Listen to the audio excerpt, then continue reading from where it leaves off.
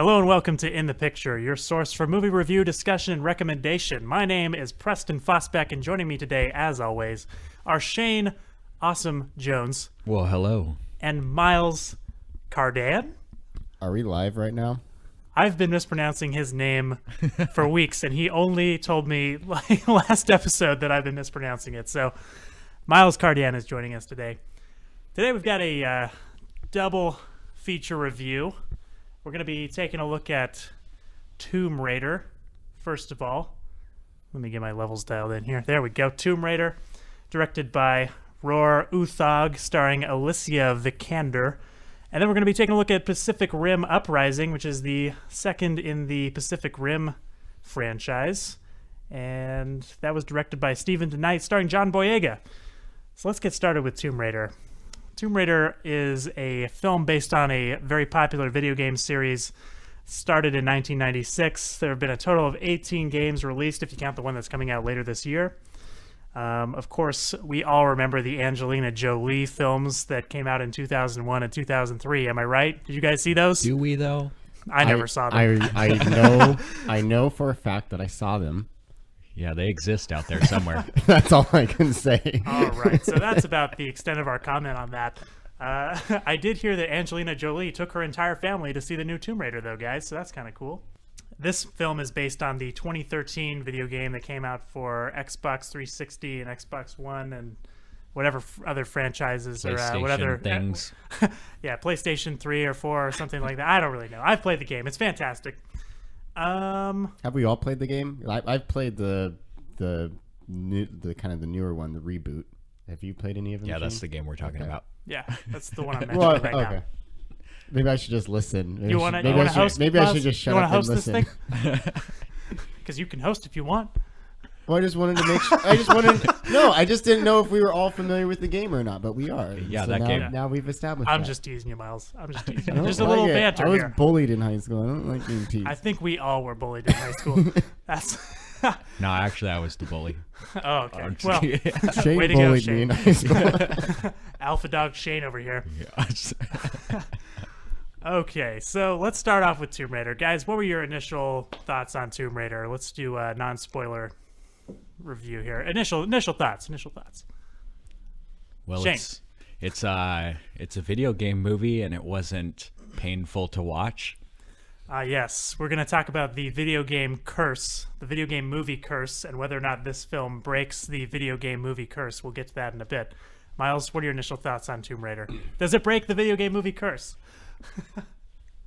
Almost, because I don't think this movie is going to do that well at the box office, even though compared to other recent video game to movie adaptations, this one is actually not bad, but it doesn't ever get to be particularly great either. And coming and being released so soon after Black Panther, I just don't think a lot of people are going to go see it. But although I like the character, I love Alicia Vikander. Oh, I love her too. As the character, I think she basically just carries that whole movie on her back, and because it's not an inspired script or story or anything like that, and it sets it up quite nicely for a sequel, where I think the full potential of the franchise can be realized, but this movie itself doesn't ever really realize its full potential. And so I have a feeling it's going to kind of just taper off and not really do anything. But if you want to see another Tomb Raider movie, or you like Tomb Raiders, you need to go see it, because that's the only way another one's going to get made. Or any other video game movie ever. So if you want to see Tomb Raider 2, you got to go see Tomb Raider 1. Because the second one, I'm sure, will be really good. All right.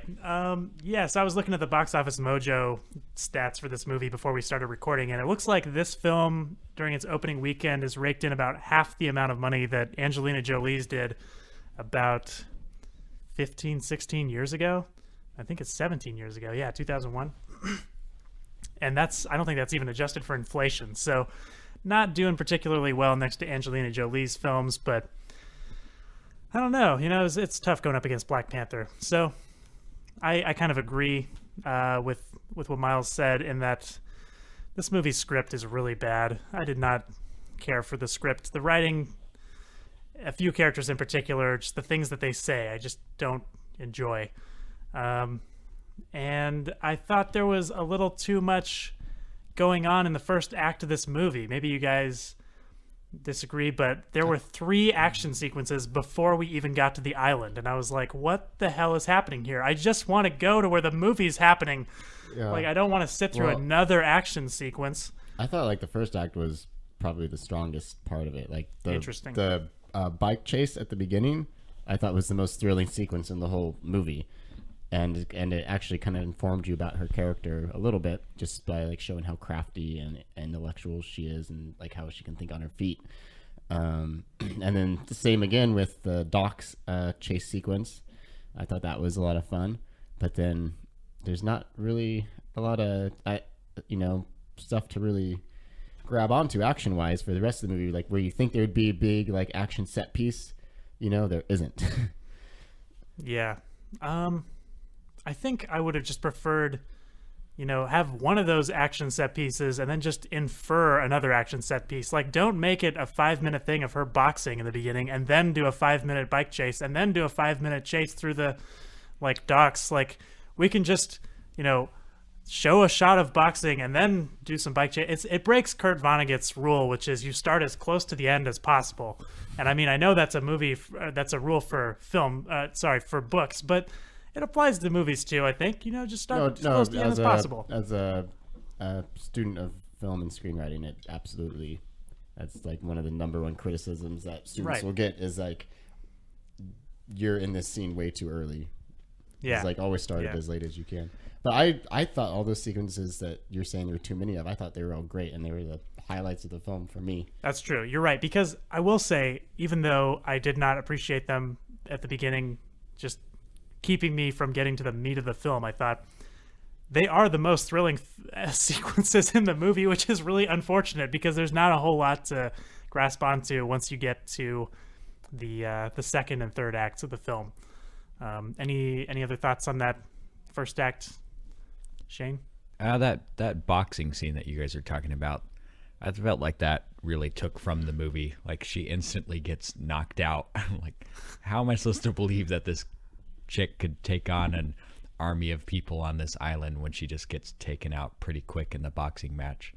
Well, I thought that was pretty standard. Like, I thought it was actually really great to see her like not be great at everything initially, and then she like kind of grows as she moves on. Like, the guy says, what's the theme of this movie? Like, you've got to when she gets choked out, they say something to her like, you've got to do whatever, and then of course she does later. Well, there's kind of a theme. There's a kind of a theme of endurance as well. Like even the name of the boat is endurance. Yeah, that's true. But there's my biggest problem with the film. Well, one of two. One I'll get into way later.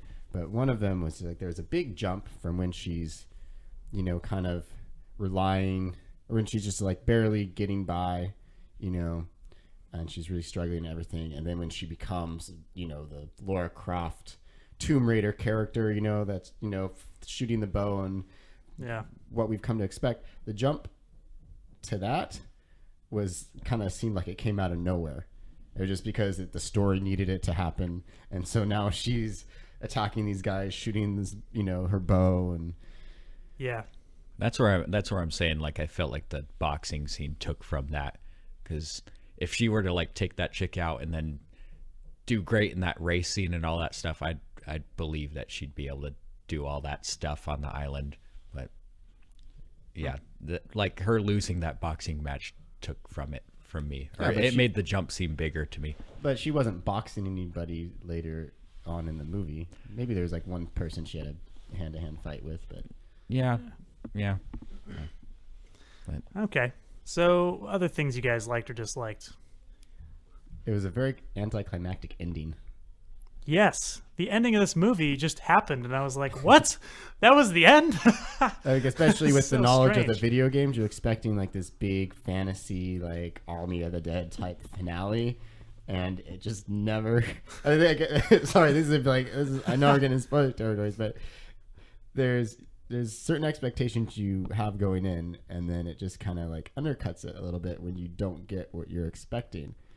And, Yeah. And Totally so agree. I was a little thrown off by that, because this isn't like supposed to be one of those movies that's supposed to like blow your mind. You know, it's just kind of, it's a video game adaptation. Yeah. Yeah, Shane? and pretty much just what you were going off of, Miles, is Alicia Vikander's really good in this movie, like way better than she should be in a video game movie, from what we could expect. Like, I believed her all the way through for the most part, and there's a couple scenes where she's either like crying or something like that, and you actually believe her, and that in other video game movies gets cheesy really quick, or you don't believe it, or you're like, okay, this is dumb. But she is a Academy Award winning actress now, so Yeah. you would expect that. Yeah, no, she's totally the reason why this movie works when it does. Yeah. I think really the cast on the whole is pretty good. It's just the things they have to say are just not great. Like, her dad in this movie, every time he opened his mouth, I was just like, go away. I don't know. I hated everything he said. Stereotype inspirational dad talk. Yeah. And then Goggins, is that the guy's name? The Yeah, villain? that guy. Yeah, same thing. He's a great actor. We've seen him in Hateful Eight, right? Hateful Eight and Django. Fantastic job. And Django? Who was he in Django? He was one of the like hillbilly villain guys. Oh, yeah. Yeah, you're right. Yeah, great actor. Didn't care for his character at all. Very It was just underwhelming. like, he was just kind of bad because they needed a bad guy kind of a Yeah, character. yeah. Yeah. Okay, so what would we rate this one overall? Shane? I actually pretty enjoyed this movie. I consider it the best video game movie to ever come out, which is the easiest race in all of cinema history to win. So yeah, I'd say 7 out of 10. That's what I give it. All right. Miles? I am going to give it a solid 6 out of 10. Well, I am also going to give it a 6 out of 10. I don't know why I'm putting Black Sparrow or Red Sparrow up half a point above this movie. Really? But it just seemed like a 6 to me. I can't explain it. My review system is not consistent, I guess. All right. All right. So flawed. on average, that's a 6.3 out of 10 from all of us. Something like that. So if you want to see Tomb Raider 2, go see Tomb Raider 1. That's the moral of the review here. All right, let's move on to Pacific Rim Uprising, directed by Steven DeKnight, starring John Boyega. I did not see this movie, I'm so sorry to say. So Shane and Miles are going to have to take it away. I slept through my screening this morning, but they told me I didn't miss much. So what do you guys think of Pacific Rim? Oh man, where do I even begin with this movie? So Pacific Rim, the first movie, directed by Del Toro, which is now a great director in the eyes of the Academy. He directed a movie that felt grounded and realistic to me, as realistic as giant robots fighting monsters can be, using cool set pieces and practical things. And this movie took literally like only one thing from that first movie, and that's all of the cheesy, like, stupid humor stuff from it. They didn't really take much from the first movie at all. To me, it really feels like they just directed Transformers 6, and oh man, where I had so much hope in this franchise that it could be a good thing, even though Del Toro left it to make The Shape of Water. I still had hope in it that it could be at least like a fun to watch blockbuster movie. Like, I didn't expect the movie franchise to be great or anything, but I still had hope in it. But I went from being super excited to see Pacific Rim 2 when they announced it to I don't ever want to see a Pacific Rim movie again. Miles? So I have to get on Shane a little bit, because I think he holds the first Pacific Rim way too high, in like way too high regard. Like, it is Pacific Rim is and always has been like, just like it's about monsters attacking Earth and then humans like brain linking with these giant robots, to punch the monsters in the face. That's what Pacific Rim is. You aren't expecting Citizen Kane from it. You're getting monsters fighting robots. Where the first Pacific Rim is elevated, I think, in the eyes of many to being something a little more than that is Del Toro's direction, which his aesthetic, I think, is very appealing. There is some, what I would say, some iconic imagery in the first Pacific Rim, like images that really stick in your mind. But at its core, it's a dumb monster movie. Pacific Rim Uprising is a dumb monster movie, and it doesn't pretend to be anything else. It's exactly what you think it's going to be going in. The marketing doesn't lead the audience astray at all. If you watch the trailers, you're going to see what you're going to get. So, with that in mind, yes, this is a dumb movie. And like it's not even a very good movie. But going in with such low expectations, I was actually able to kind of enjoy it just for what it was, which that doesn't make a lot of sense. But I thought John Boyega was great in his lead role. I thought it was the most charismatic he's been on screen, and it's the best he's been since I think Attack the Block. I'm actually not a big fan of him from the Star Wars films, so that was kind of refreshing to see from my perspective. But if I'm trying to like pick out like other objective positives, I will admit there aren't a lot. It's like the entire movie, the entire like plot of the movie is an excuse to go see giant robots punch giant monsters in the face. That's it. So, if that sounds like your kind of thing, you're going to love this. If not, stay far away. All right, so Transformers 6.